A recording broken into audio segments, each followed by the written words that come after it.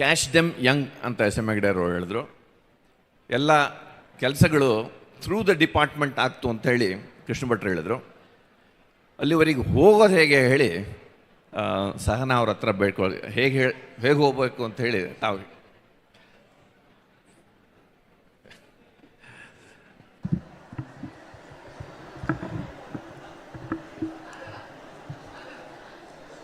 ನಮಸ್ಕಾರ. ಈ ಒಂದು ಹುರುಪಿನ ಹವಿ ಸಮ್ಮೇಳನದಲ್ಲಿ ಈ ಒಂದು ಊಟದ ಸಮಯದಲ್ಲೂ ಕೂಡ ನೆರೆದಿರುವಂತಹ ಆಡಳಿತಾಸಕ್ತ ಹವಿಕರೆ, ಹವ್ಯಕ ಪ್ರಿಯರೇ, ನಮ್ಮವರು ಆಡಳಿತದಲ್ಲಿ ಇಲ್ಲ ಅನ್ನೋದ್ರ ಮಧ್ಯೆ ನಮ್ಮಲ್ಲಿ ಎಷ್ಟು ಜನ ನಾವು ಪ್ರತಿ ವರ್ಷ UPSC union public service commission ಕೊಡುವಂತಹ ರಿಸಲ್ಟ್ನಲ್ಲಿ ನಮ್ಮವರ ಹೆಸರಿಗಾಗಿ ಹುಡುಕಾಡ್ತೀವಿ. ಭಟ್ಟನೋ ಹೆಗಡೆಯೋ ನಮ್ಮೂರ ಹೆಸರೋ ಇನಿಷಿಯಲ್ಸ್ಗಳು ನಮ್ಮವರಿಗೆ ಗೊತ್ತಿರೋರು ಇದಾರ ಇಲ್ವೋ ಅಂತ ಅಲ್ವಾ?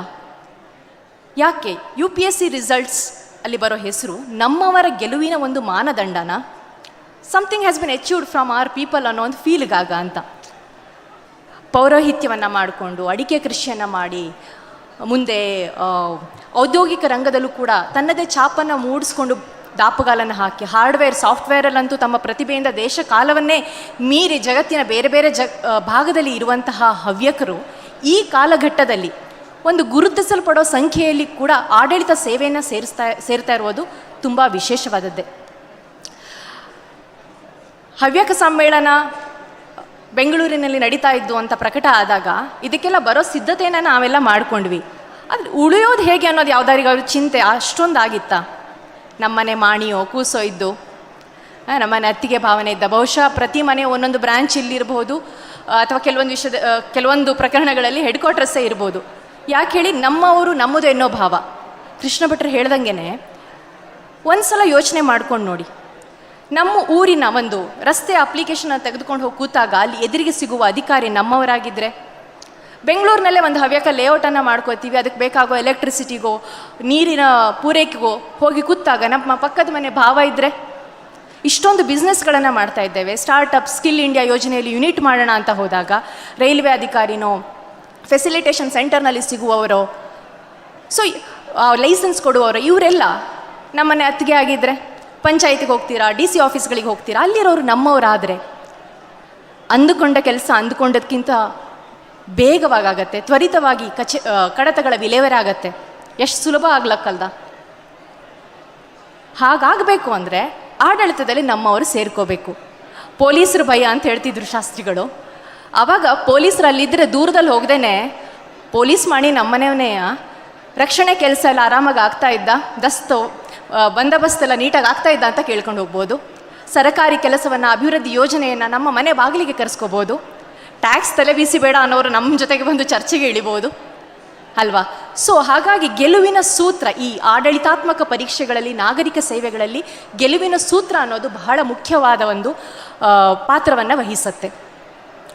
ಒಂದು ಸಣ್ಣ ಸ್ಟ್ಯಾಟಿಸ್ಟಿಕ್ಸನ್ನು ಕೊಡೋಕ್ಕೆ ಇಷ್ಟಪಡ್ತೀನಿ. ಪ್ರತಿ ವರ್ಷ UPSC ಕರೆಯುವಂಥ ಪರೀಕ್ಷೆಗೆ 10 ಲಕ್ಷ ಜನ ಅರ್ಜಿಯನ್ನು ಸಲ್ಲಿಸ್ತಾರೆ. 70 ರಿಂದ 80% ಜನ ಪರೀಕ್ಷಾರ್ಥಿಗಳು ಪರೀಕ್ಷೆಯನ್ನು ಬರೀತಾರೆ. ಕೊನೆಯಲ್ಲಿ 3 ಹಂತಗಳ ಪೂರ್ವಭಾವಿ, ಮಲ್ಟಿಪಲ್ ಚಾಯ್ಸ್, ಮೇನ್ಸ್, ಲಿಖಿತವಾಗಿ ಬರೆಯುವಂಥದ್ದು ಮತ್ತು ಸಂದರ್ಶನ, ಈ 3 ಹಂತವನ್ನು ದಾಟಿ ಅಧಿಕಾರಿಗಳಾಗಿ ರೂಪವಾಗುವವರು ವರ್ಷಕ್ಕೆ ಸುಮಾರು 1,000, 1:1000 ರೇಷಿಯೋ.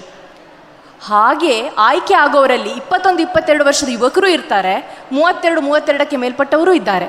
ಹಾರ್ವರ್ಡ್ನಲ್ಲಿ ಓದಿ ಬಂದವರು ಇರ್ತಾರೆ, ನಮ್ಮ ಹಳ್ಳಿ ಹುಡುಗರು ಇರ್ತಾರೆ. ನೀವೆಲ್ಲ ಓದಿರ್ತೀರ, ಆಟೋ ರಿಕ್ಷಾ ಓಡಿಸುವ ನಮ್ಮ ಮಗ UPSCಯಿಂದ IAS IPS ಆಗಿರೋದು, ಕಾಂಟ್ರಾಕ್ಟ್ ಲೇಬರ್ನ ಮಗಳು ಆಗಿರುವಂಥದ್ದು,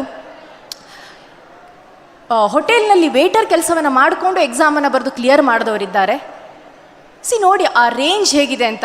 ನಿಮ್ಮಲ್ಲಿ ಕೆಲವರು ನೋಡಿರ್ಬೋದು, 12th ಫೇಲ್ ಅನ್ನೋ ಮೂವಿ ಬಂದಿತ್ತು, ಒಂದು real life story based, IPS Manoj Kumar ಅನ್ನೋರದ್ದು. ಸೊ ಈ ಸಿದ್ಧತೆಗೆ, ನಾಗರಿಕ ಸೇವೆಗಳ ಸಿದ್ಧತೆಗೆ ತೊಡಗಿಕೊಂಡವರ ಬದುಕು ಹೇಗಿರುತ್ತೆ ಅನ್ನೋದ್ರ ಒಂದು ತುಣುಕಿತ್ತು. ಈಗ ಒಂದು 5-6 ವರ್ಷದ ಹಿಂದಿನ ಸುದ್ದಿ ನನಗೆ ತುಂಬ ನೆನಪಾಗ್ತಾ ಇರತ್ತೆ. ಜಾರ್ಖಂಡಲ್ಲಿ ಒಂದು ಪೌರಸಭೆಯಲ್ಲಿ ಕೆಲಸ ಮಾಡ್ತಾ ಇರುವಂತಹ ಮಹಿಳೆ 30 ವರ್ಷ ಕಸ ಗುಡಿಸೋ ಕೆಲಸನ ಮಾಡ್ತಾ ಇದ್ಲು ಆಕೆಗೆ ಒಂದು ರಿಟೈರ್ಮೆಂಟ್ ಫಂಕ್ಷನ್ ನಡೀತಾ ಇರುತ್ತೆ. ನೀವೆಲ್ಲ ಊಹಿಸ್ಬೋದು, ಒಂದು 4ನೇ ದರ್ಜೆ ನೌಕರರಿಗೆ ಯಾವ ಥರದಲ್ಲಿ ನಿವೃತ್ತಿಯ ಒಂದು ಕಾರ್ಯಕ್ರಮ ನಡೀತಾ ಇರುತ್ತೋ ಆ ಥರದಲ್ಲಿ ನಡೀತಾ ಇರುತ್ತೆ. ಆಮೇಲೆ ಒಬ್ಬರು ಕಾರ್ನಲ್ಲಿ ಬಂದು ಹಿಡಿತಾರೆ. ಅಲ್ಲಿಯ ಡಿಸ್ಟ್ರಿಕ್ಟ್ ಇಂಜಿನಿಯರ್ ಬರ್ತಾರೆ, ಒಬ್ಬ ವೈದ್ಯರು ಬರ್ತಾರೆ, ಹಾಗೆಯೇ ಆಗಿನ ಬಿಹಾರದ ಸಿವಾನ್ ಜಿಲ್ಲೆಯ ಜಿಲ್ಲಾಧಿಕಾರಿ ಬಂದು ಹಿಡಿದು ಆಕೆಯ ಕಾಲನ್ನು ನಮಸ್ಕರಿಸ್ತಾರೆ. ಆ 3 ಜನ ಆಕೆಯ ಮಕ್ಕಳು. ಇವತ್ತು ಪ್ರಬಲ ರಾಜಕಾರಣಿಗಳು ಕೂಡ ನನ್ನ ಮಗ IAS ಆಗಲಿ IPS ಆಗಲಿ ಅನ್ಕೋತಾರೆ.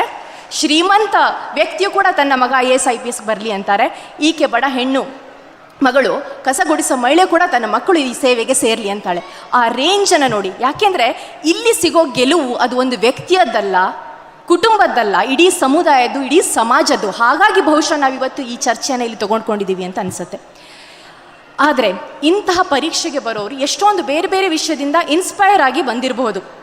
ಮಿರಾಕಲ್ ಮ್ಯಾನ್ ಅಂತ ಕರೆಸ್ಕೊಂಡು ಅಂತಹ ಆಮ್ಸ್ಟ್ರಾಂಗ್ ಪ್ರಾಮ್ಯಾನ್ ಅವರು ಭಾರತದ ರಿಮೋಟೆಸ್ಟ್ ಪ್ಲೇಸ್ನಲ್ಲಿ 100 ಕಿಲೋಮೀಟರ್ ಉದ್ದ ಮಣಿಪುರ್ ನಾಗಾಲ್ಯಾಂಡಲ್ಲಿ ರಸ್ತೆಯನ್ನು ಮಾಡಿ ಗುರುತಿಸ್ಕೊಂಡವರು, ಮೆಟ್ರೋ ಮ್ಯಾನ್ ಅನ್ನೋ ಈ ಶ್ರೀಧರನ್, ಹೀಗೆ ಬೇರೆ ಬೇರೆಯವರಿಂದ ಪ್ರಭಾವಿತರಾಗಿ ನಾನು ಈ ಪರೀಕ್ಷೆಗೆ ಬರ್ತೀನಿ ಅಂತ ಯೋಚನೆ ಮಾಡೋರು ಇರ್ತಾರೆ. ಬಟ್ ಇದಕ್ಕೆ ಬರುವಾಗ ಮನೋಬಲ ಇನ್ನೂ ದೃಢವಾಗಿರಬೇಕು.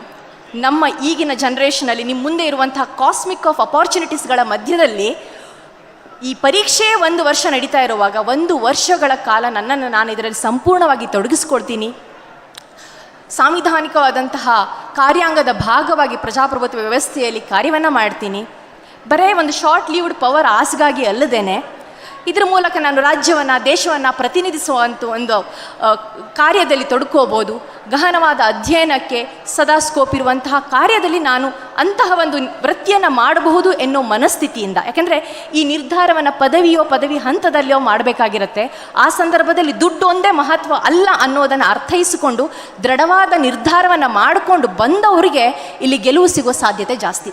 ಹೊರತಾಗಿ ಇನ್ಯಾರೂ ಒತ್ತಾಯಕ್ಕಾಗೋ ಅಥವಾ IAS IPSಗಳ ಗ್ಲ್ಯಾಮರ್ ನ್ಯೂಸ್ಗಳನ್ನು ನೋಡಿಕೊಂಡು ಇಲ್ಲ ಬೇರೆ ಯಾವುದು ಮಾಡೋಕ್ಕೆ ಸಿಗ್ತಿಲ್ಲ, ಇದೊಂದು ಟ್ರೈ ಮಾಡಿ ನೋಡೋಣ ಅನ್ನೋ ಒಂದೇ ಒಂದು ಭಾವನೆಯಿಂದ ಬಂದರೆ ನಿರಾಸೆ ಕಟ್ಟಿಟ್ಟಿದ್ದು ಅಂತ ಅನಿಸುತ್ತೆ ನನಗೆ. ಯಾಕೆಂದರೆ ಅದನ್ನು ಓದ್ತಾ ಇರುವಂಥ ಸಂದರ್ಭದಲ್ಲಿ ಡೂ ಆರ್ ಡೈ ಅಟಿಟ್ಯೂಡಲ್ಲಿ ನಾವು ಪ್ರಿಪೇರ್ ಆಗಬೇಕಾಗಿರುತ್ತೆ. ಈ ಸಂದರ್ಭದಲ್ಲಿ ಇದೊಂದೇ ನನಗೆ ಅಂತ. ಸೊ ಈ ಸದೃಢವಾದಂತಹ ಒಂದು ನಿಲುವನ್ನು ತೊಗೊಂಡು ಬಂದಾದ ಮೇಲೆ ಈ ಪರೀಕ್ಷೆಗೆ ಅದರದ್ದೇ ಆದಂತಹ ಚಾಲೆಂಜ್ಗಳಿದೆ. ಅಕಾಡೆಮಿಕ್ ಪರೀಕ್ಷೆಗಿಂತ ವಿಭಿನ್ನವಾಗಿ ಇದಕ್ಕೆ ಆದ ಒಂದು ಸ್ಕೀಮ್ ಇದೆ. ರಾಜಕೀಯ ಒಂದೇ ಮಾತ್ರ ಅಲ್ಲ, ಪತ್ರಿಕೆಗಳನ್ನು ಓದೋದನ್ನು ನೀವು ಕೇಳಿರ್ತೀರ. ನಮ್ಮಲ್ಲಿ ಇಲ್ಲಿ ತುಂಬ ಜನ ಮಾಧ್ಯಮದವರಿದ್ದೀವಿ. ನೀವೆಲ್ಲ ಕೇಳಿರ್ತೀರ UPSC KPSC ಎಕ್ಸಾಮ್ಗೆ ಓದೋರು ಪತ್ರಿಕೆಗಳನ್ನು ನಿರಂತರವಾಗಿ ಓದ್ತಾ ಇರಬೇಕು ಅಂತ. ಯಾರಾದರೂ UPSC ಪರೀಕ್ಷೆಗೆ ಅಂತ ನೀವು ನ್ಯೂಸನ್ನು ಪಬ್ಲಿಷ್ ಮಾಡ್ತೀರಾ? ಆದರೆ ಗಂಟೆಗೆಟ್ಟಲೆ ಆಗಲೇ ಹೇಳಿದ್ರು, ಬೆಂಗಳೂರಿನ ಚಂದ್ರಾಲೇಔಟಲ್ಲಿ, ತಮಿಳುನಾಡಿನ ಅಣ್ಣಾನಗರದಲ್ಲಿ, ಚೆನ್ನೈನ ಅಣ್ಣಾನಗರದಲ್ಲಿ, ನಾವು ಹೈದರಾಬಾದ್ಗೆ ಹೋದರೆ ಅಶೋಕ್ ನಗರದಲ್ಲಿ, ಡೆಲ್ಲಿ ರಾಜೇಂದ್ರ ನಗರದಲ್ಲಿ ಯೂತ್ 20ರಿಂದ 30 ವರ್ಷದ ವಯಸ್ಸಿನ ಹುಡುಗರು ಕೂತು ಇಡೀ ದಿನ ಪತ್ರಿಕೆಯನ್ನು ಓದ್ತಾರೆ. ಅವರು ಪತ್ರಿಕೆಯನ್ನು ಓದುವ ರೀತಿ, ವಿಷಯವನ್ನು ಗ್ರಹಿಸಿಕೊಳ್ಳೋ ರೀತಿ ಬೇರೆಯೇ ಆಗಿರುತ್ತೆ. ಮಳೆ ಬಂತು ಅಂತಂದರೆ ಅಲ್ಲಿ ಅವರು ಮಾನ್ಸೂನ್ ಬಗ್ಗೆ, ಎಲ್ನಿನೋ ಲಾನಿನಾದಂತಹ ಭೌಗೋಳಿಕ ಸಿದ್ಧಾಂತದ ಬಗ್ಗೆ ನೋಡ್ತಾ ಇರಬೇಕಾಗತ್ತೆ. ಇಲ್ಲಿ ಯಾರೋ ಸಿನಿ ಗಲಾಟೆ ಆಗ್ತಾ ಇದ್ದರೆ ಕರ್ನಾಟಕ ಸಿನಿಮಾ ರೆಗ್ಯುಲೇಷನ್ ಆ್ಯಕ್ಟಲ್ಲಿ ಏನಿದೆ ಅಂತ ನೋಡ್ಕೋತಾ ಇರಬೇಕಾಗತ್ತೆ. ಹೀಗೆಲ್ಲ ಇದೆಯಲ್ಲ, ಇನ್ನು ಡಿಜಿಟಲ್ ಅರೆಸ್ಟ್ ಬರ್ತಾ ಇದ್ದರೆ ಅದರ ಪ್ರೊಸೀಜರ್ನ ಕಾನೂನನ್ನು ಅರ್ಥ ಮಾಡ್ಕೋತಾ ಇರಬೇಕಾಗತ್ತೆ. ನೆರೆ ಸುದ್ದಿಯನ್ನು ನೀವು ಓದ್ತಾ ಇದ್ದರೆ ಈ ಪರೀಕ್ಷೆಗೆ ಓದ್ತಾ ಇರುವಂಥವರು ಡಿಸಾಸ್ಟರ್ ಮ್ಯಾನೇಜ್ಮೆಂಟ್ ಆ್ಯಕ್ಟಲ್ಲಿ ಏನಿದೆ ಅನ್ನೋದನ್ನು ಅರ್ಥ ಮಾಡ್ಕೋಬೇಕಾಗತ್ತೆ. ಹಾಗಾಗಿ they have to read between the lines. So ವಿಷಯದ ಗ್ರಹಿಕೆ ಇದರಲ್ಲಿ ತುಂಬ ಮುಖ್ಯವಾದಂಥ ಪಾತ್ರವನ್ನು ವಹಿಸುತ್ತೆ, ಹೇಗೆ ಓದ್ತಾ ಇದ್ದೀವಿ ಅನ್ನೋದು. ಯಾಕೆಂತಂದರೆ ಹೇಗೆ ನಾವೆಲ್ಲ ಡಾಕ್ಟರ್ಸ್ ಹತ್ರ ಸಮಸ್ಯೆ ಇದ್ದಾಗ ಹೋಗ್ತೀವೋ, ಆಡಳಿತಗಾರರ ಹತ್ರ ಕೂಡ ಅದೇ ಥರದಲ್ಲಿ ಸಮಸ್ಯೆಗಳನ್ನು ಇಟ್ಟುಕೊಂಡು ಬಂದವರಾಗಿರ್ತಾರೆ. ಅವರಿಗೆ ಒಂದು ಸೂಕ್ತವಾದ ಸಲಹೆಯನ್ನು ನೀಡಿ ಸರಿಯಾದ ನಿರ್ಧಾರವನ್ನು ಕೊಟ್ಟು ಸಮರ್ಪಕವಾಗಿ, ಸಂಪನ್ಮೂಲದ ಸಮರ್ಪಕವಾದಂತಹ ಒಂದು ಬಳಕೆಯನ್ನು ಮಾಡುವಂತಹ ಆಡಳಿತಾತ್ಮಕ ಸೊಲ್ಯೂಷನ್ ಓರಿಯೆಂಟೆಡ್ ನಿರ್ಧಾರವನ್ನು ಮಾಡೋದಿದೆಯಲ್ಲ, ಅದು ಸುಲಭದ ಮಾತಲ್ಲ.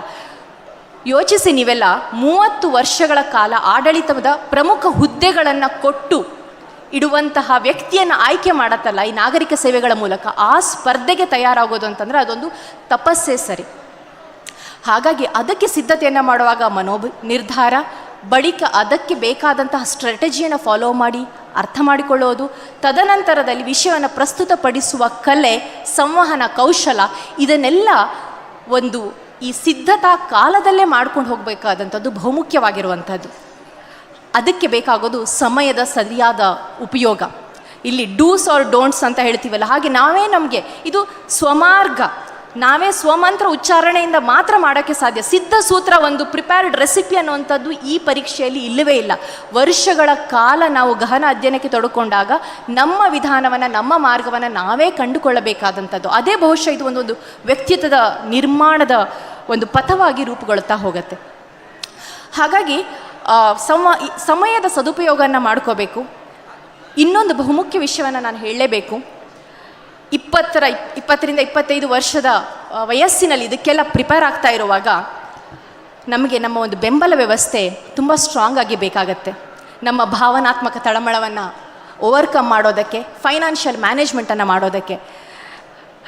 ನನ್ನ ನಾಗರಿಕ ಸೇವೆ ಗೆಲುವಿನ ಬಗ್ಗೆನೋ, ನನ್ನ ತಮ್ಮ ಹೇಗೆ ಮಾಡ್ದ ಅನ್ನೋದನ್ನು ಯಾರು ಕೇಳಿದಾಗ ನಾನು ಹೇಳ್ತಾ ಇರ್ತೀನಿ, ಬಹುಶಃ ನೀವು ನನ್ನ ತಾಯಿಯನ್ನೋ, ಪತಿಯನ್ನೋ, ನನ್ನ ಕುಟುಂಬದವರನ್ನು ನೀವು ಮಾತಾಡಿಸ್ಬೇಕು. The other side of the story ಏನು ಅಂತ ನಿಮಗೆ ಗೊತ್ತಾಗತ್ತೆ ಅಂತ ಯೋಚನೆ ಮಾಡಿ, ನಿಮ್ಮ ಎದುರಿಗೆ ಇರುವಂತಹ ಎಂಪ್ಲಾಯ್ಮೆಂಟ್ ಆಪ್ಷನ್ಸನ್ನು ಬಿಟ್ಟು ನೀವು ಈ ವೀಕೆಂಡ್, ಇಯರ್ ಎಂಡ್ ಎಂಟರ್ಟೈನ್ಮೆಂಟ್ಗಳನ್ನು ಬಿಟ್ಟು ಈಗಿನ ಲೈಫ್ ಸ್ಟೈಲಿನ ಎಲ್ಲ ಫೇಸ್ಬುಕ್, ರೀಲ್ಸ್, ಇನ್ಸ್ಟಾಗಳಿಗೆಲ್ಲ ಒಂದು ಕಡಿವಾಣವನ್ನು ಹಾಕಿಕೊಂಡು ವರ್ಷಗಳ ಕಾಲ ಗಹನ ಅಧ್ಯಯನದಲ್ಲಿ ತೊಡಗೋದಿದೆಯಲ್ಲ, ಅದು ಸುಲಭದ ಮಾತಲ್ಲ.